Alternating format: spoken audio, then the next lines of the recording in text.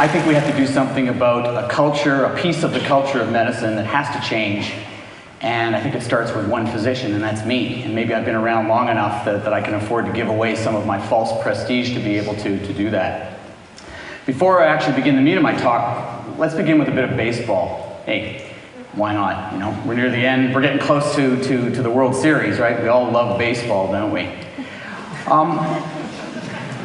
Baseball is filled with some amazing statistics, and you know, there's hundreds of them. Moneyball is about to come out, and it's all about statistics and using statistics to build a great baseball team. I'm going to focus on one stat that I hope a lot of you have heard of. It's called batting average. So we talk about a 300, a batter who bats 300. That means that ball player batted safely, hit safely 3 times out of 10 at-bats. That means, you know, hit the ball into the outfield, it drops, it didn't get caught, and whoever tried to throw to first base didn't get there in time, and the runner was safe. 3 times out of 10. Do you know what they call a 300 hitter in Major League Baseball? Good. Really good. You know, maybe an all-star. Do you know what they call a 400 baseball hitter? That's somebody who hit, by the way, 4 times safely out of every 10. Legendary. As in Ted Williams legendary, the last Major League Baseball player to hit over 400 during a regular season. Now let's take this back into my world of medicine, where I'm a lot more comfortable, or perhaps a bit less comfortable, after what I'm going to talk to you about. Suppose you have appendicitis, and you're referred to a surgeon who's batting 400 on appendectomies. Somehow this isn't working out, is it? Now, suppose you live in a certain part of a certain remote place, and you have a loved one who has blockages in 2 coronary arteries. And your family doctor refers that loved one to a cardiologist who is batting 200 on angioplasties.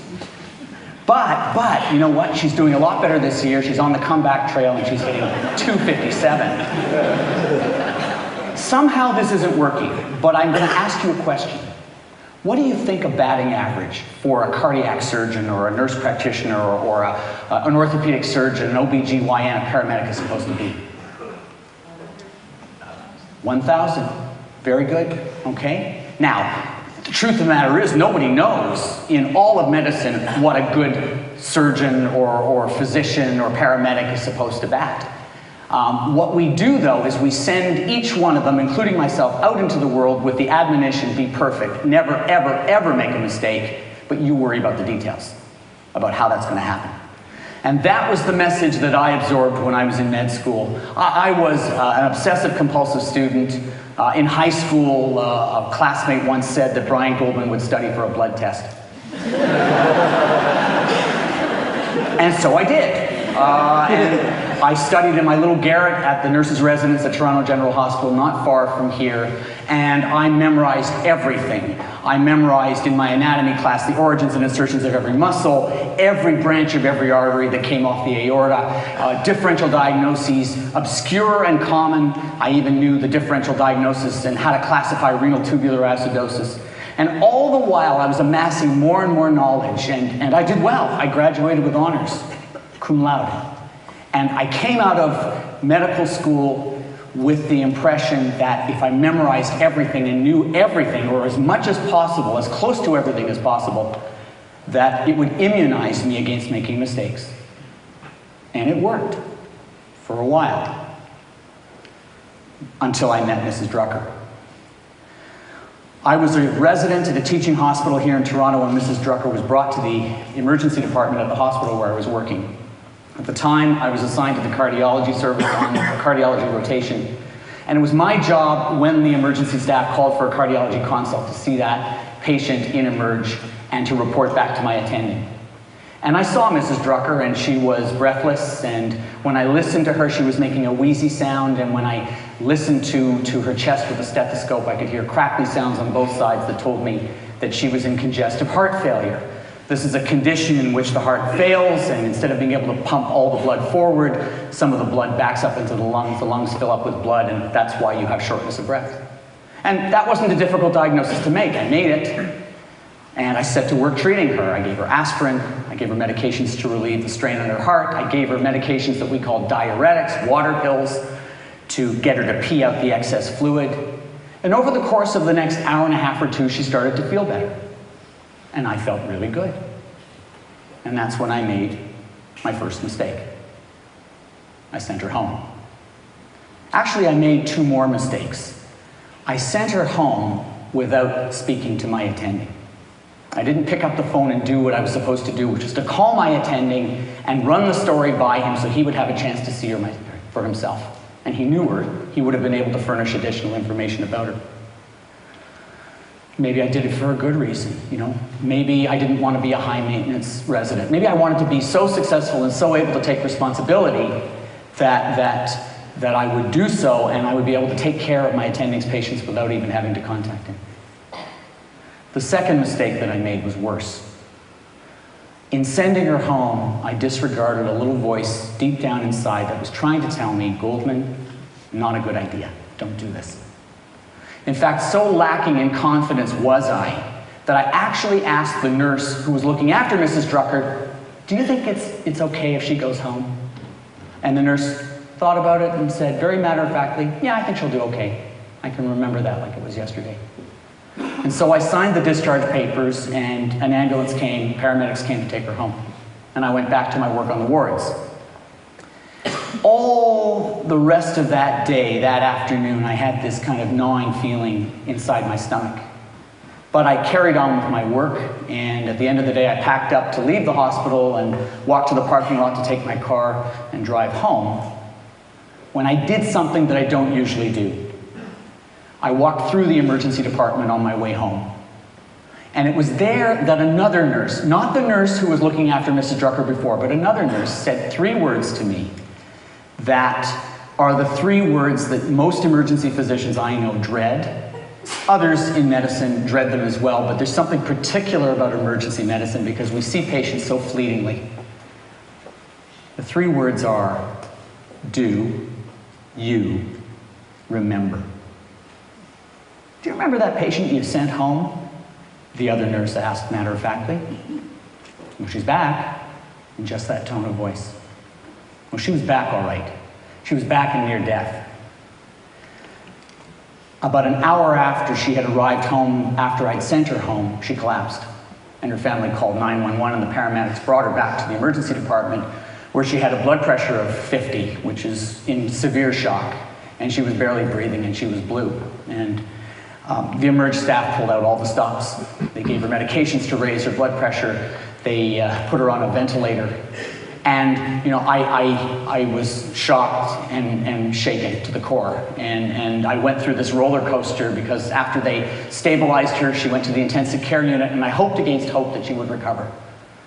And over the next 2 or 3 days, it was clear that she was never going to wake up. She had irreversible brain damage. And the family gathered, and over the course of the next 8 or 9 days, they resigned themselves to what was happening. At about the 9-day mark, they let her go. Mrs. Drucker, a wife, a mother, and a grandmother.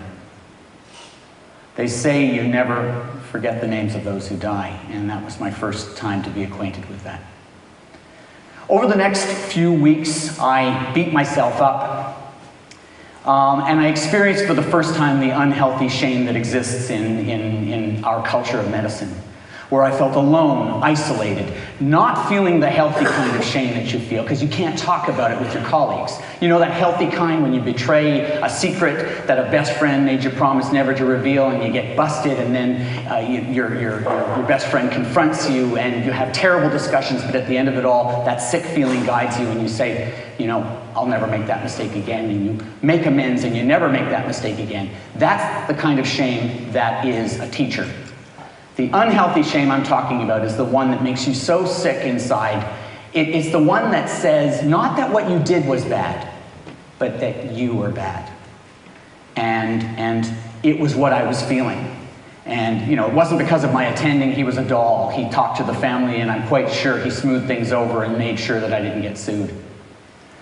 And I kept asking myself these questions. Why didn't I ask my attending? Why did I send her home? And then at my worst moments, why why did I make such a stupid mistake, and why did I go into medicine? Slowly but surely, it lifted. I began to feel a bit better. And you know, on a cloudy day, there was a crack in the clouds and the sun started to come out, and I wondered, you know, maybe I could feel better again. And I made myself a bargain, you know, that if only I redoubled my efforts to be perfect and never make another mistake again, please make the voices stop. And they did. And I went back to work. And then it happened again. 2 years later, I was an attending in the emergency department at a community hospital just north of Toronto, and I saw a 25-year-old man with a sore throat. It was busy. I was in a bit of a hurry. He kept pointing here. I looked at his throat. It was a little bit pink, and I gave him a prescription for penicillin and sent him on his way. And even as he was walking out the door, he was still sort of pointing to his throat. And 2 days later, I came to do my next emergency shift, and that's when my chief asked to speak to me quietly in her office, and she said the 3 words, "Do you remember?" Do you remember that patient you saw with the sore throat? Well, it turns out he didn't have a strep throat. He had a potentially life-threatening condition called epiglottitis. You can Google it, but it's an infection not of the throat, but of the upper airway, and it can actually cause the airway to close. And, you know, fortunately, he didn't die. He was placed on intravenous antibiotics, and he recovered after a few days. And I went through the same period of shame and recriminations and felt cleansed and went back to work until it happened again and again and again. Twice in one emergency shift, I missed appendicitis. Now, that takes some doing. Especially when you work in a hospital that at the time saw about 14 people at night. Now, in both cases, you know, I didn't send them home, and I don't think there was any gap in their care. One I thought had a kidney stone.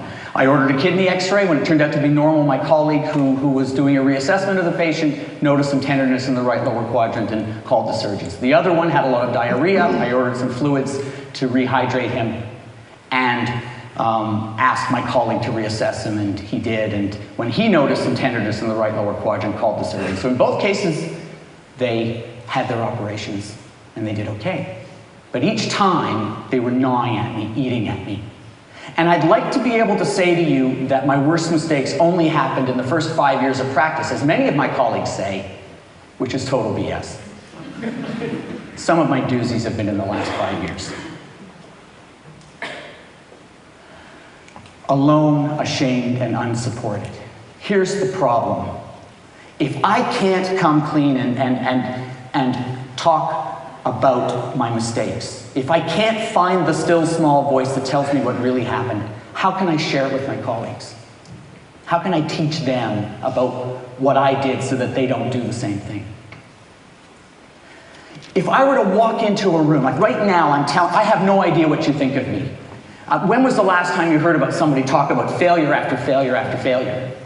Oh yeah, you go to a cocktail party and you might hear about some other doctor, but you're not going to hear somebody talking about their own mistakes. If I were to walk into a room filled with my colleagues and ask for their support right now and start to tell what I've just told you right now, I probably wouldn't get through 2 of those stories before they would start to get really uncomfortable. Somebody would crack a joke, they'd change the subject, and we would move on. And in fact, if I knew, and my colleagues knew, that one of my orthopedic colleagues took off the wrong leg in my hospital, believe me, I'd have trouble making eye contact with that person. That's the system that we have. It's a complete denial of mistakes. It's a system in which there are 2 kinds of physicians. Those who make mistakes and those who don't. Those who can't handle sleep deprivation and those who can. Those who have lousy outcomes, and those who have great outcomes. And it's almost like an immunological reaction, like the antibodies begin to attack that person. And we have this idea that if we drive the people who make mistakes out of medicine, what will we be left with but a safe system? But there are 2 problems with that. In my 20 years or so of medical broadcasting and journalism, I've made a personal study of medical malpractice and medical errors, and to learn everything I can from one of the first articles I wrote for the Toronto Star to my show White Coat, Black Art. And what I've learned is that errors are absolutely ubiquitous. We work in a system where errors happen every day, where 1 in 10 medications are either the wrong medication given in hospital or at the wrong dosage, where hospital-acquired infections are getting more and more numerous, causing havoc and death. In this country, as many as 24,000 Canadians die of preventable medical errors. In the United States, the Institute of Medicine pegged it at 100,000. In both cases, these are gross underestimates because we really aren't ferreting out the problem as we should. And here's the thing. In a hospital system where medical knowledge is doubling every 2 or 3 years, we can't keep up with it. Sleep deprivation is absolutely pervasive. We can't get rid of it. We have our cognitive biases, so that I can take a perfect history on a patient with chest pain, now take the same patient with chest pain, make them moist and garrulous and put a little bit of alcohol in their breath, and suddenly my history is laced with contempt. I don't take the same history.